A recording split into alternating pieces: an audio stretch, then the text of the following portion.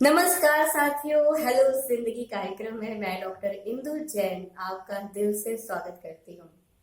Hello जिंदगी कार्यक्रम के माध्यम से हम जिंदगी को जीना सीखते हैं।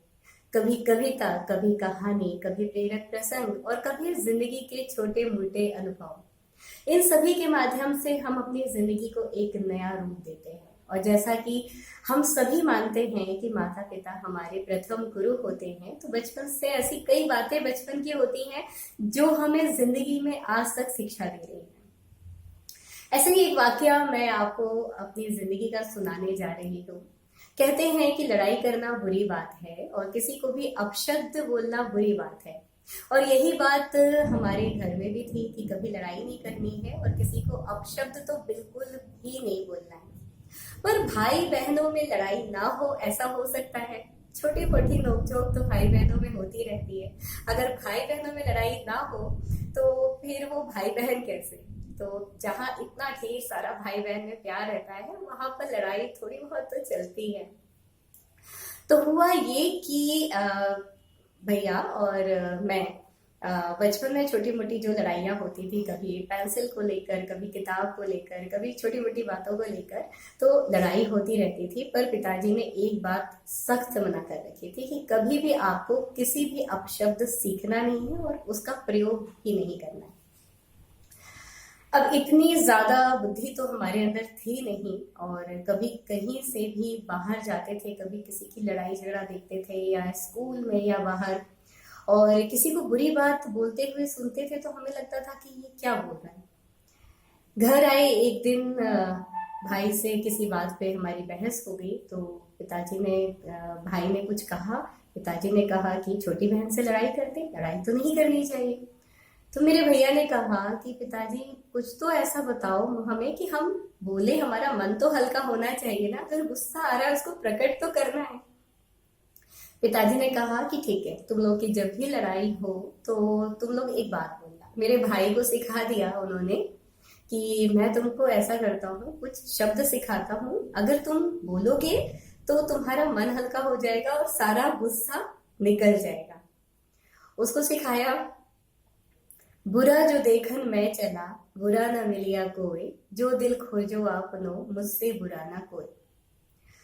अब भैया तो खुश कि उसको बहुत सारे ऐसे शब्द मिल गए हैं जिसको बोलने से उसका गुस्सा निकल जाएगा। अब बीच में फिर भी हमारी कभी बहस हुई, उसने खूब जोर जोर से बोलना शुरू कर दिया, बुरा जो देखन मैं चला, बुरा ना मिलिया कोई, जो दिल खोजो आपनो, मुझसे बुरा ना कोई। उसका सारा गुस्सा निकल गया। अब मुझे भी गुस्सा आ रहा था, भाई मैं भी इंसान हूं, मुझे भी गुस्सा आ सकता है।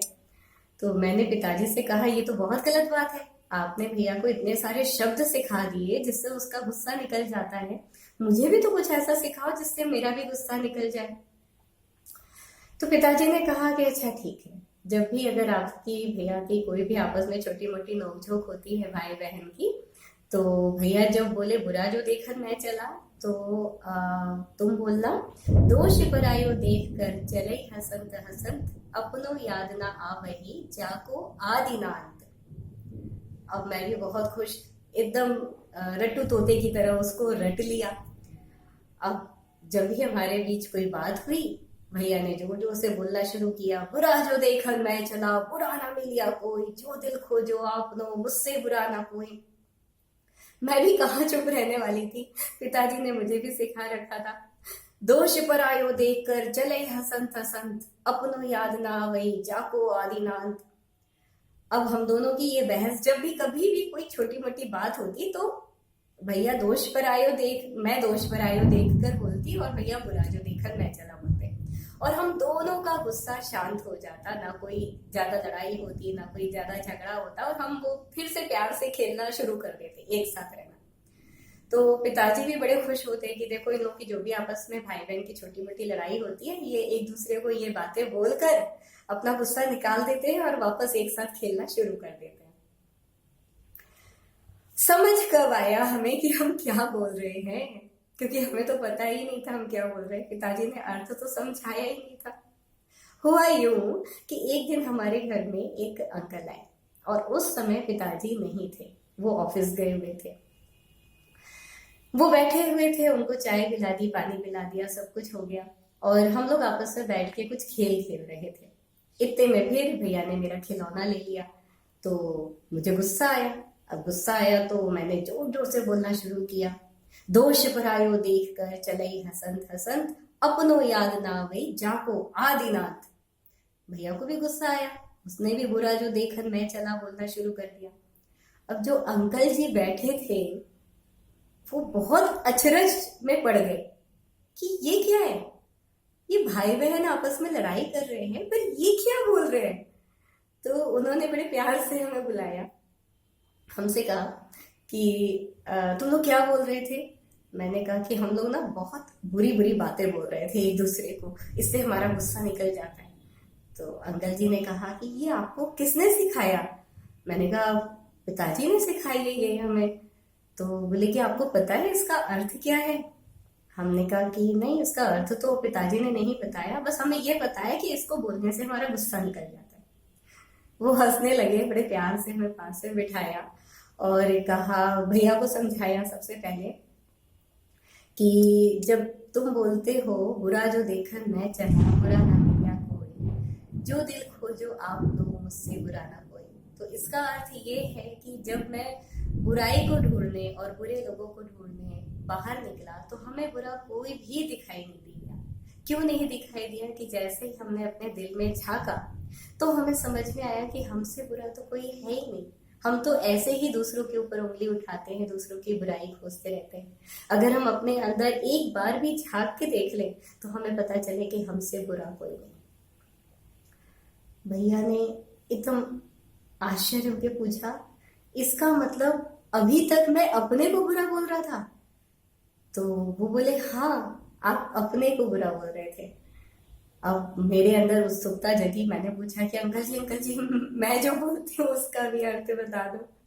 उन्होंने कहा, बिटिया आप जो बोलती है दोष पर आयो देख कर चले हसंत हसंत, अपनो याद न आ वही जाको आदिनाथ। इसका मतलब है कि जब हम दूसरों के दोष को गिनना शुरू करते हैं और उनके बुराई को देखते हैं और हमेशा हंसते हुए आगे बढ़ते रहते हैं दूसरों की बुराई को देखते, पर जब अपना तो कभी हमें याद ही नहीं आता, अपनी बुराई की तरफ तो हम कभी देखते ही नहीं हैं, हमेशा उंगली दूसरों की तरफ उठाते हैं।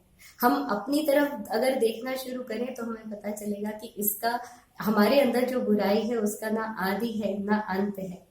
तो अपनों याद ना वही जाको आदि ना अंत। हमें अपनी कभी भी अपनी बुराइयों की याद नहीं आती जिसका ना आदि है ना अंत है। इतना भंडार भरा है हमारे अंदर बुराइयों का, जिसे हमें दूर करने के लिए सजग रहना बहुत जरूरी है। पर हम क्या करते हैं, हम हमेशा दूसरों की बुराइयों की तरफ ध्यान रखते हैं और अपनी बुराइयों को नजरअंदाज करते हुए आगे बढ़ जाते हैं।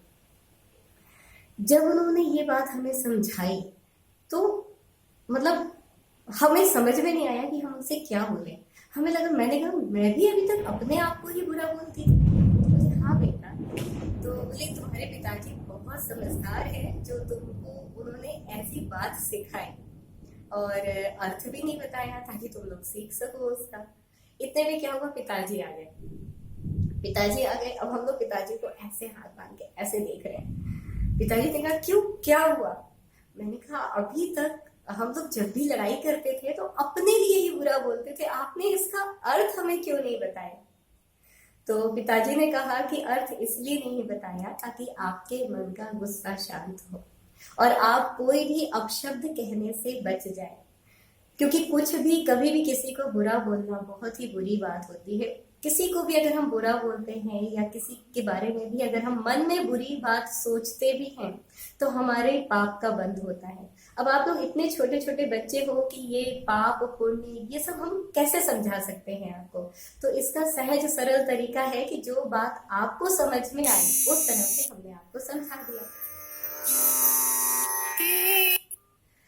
अब हुई ये बात, तो जब उन्होंने ये बात हमको बता दी तो हमें समझ में आ गई कि हमें अब क्या करना है, अपने मन पे कंट्रोल करना है। हमें अपनी विवेक बुद्धि से सीखना है कि हम क्या सही बोल रहे हैं क्या गलत। और पिताजी की ये सीख आज तक हमें याद है। हमने कभी भी घर में किसी भी अपशब्द का प्रयोग कभी हमारे घर में नहीं हुआ, न मेरे द्वारा ना मेरे भैया के द्वारा और ना किसी के द्वारा।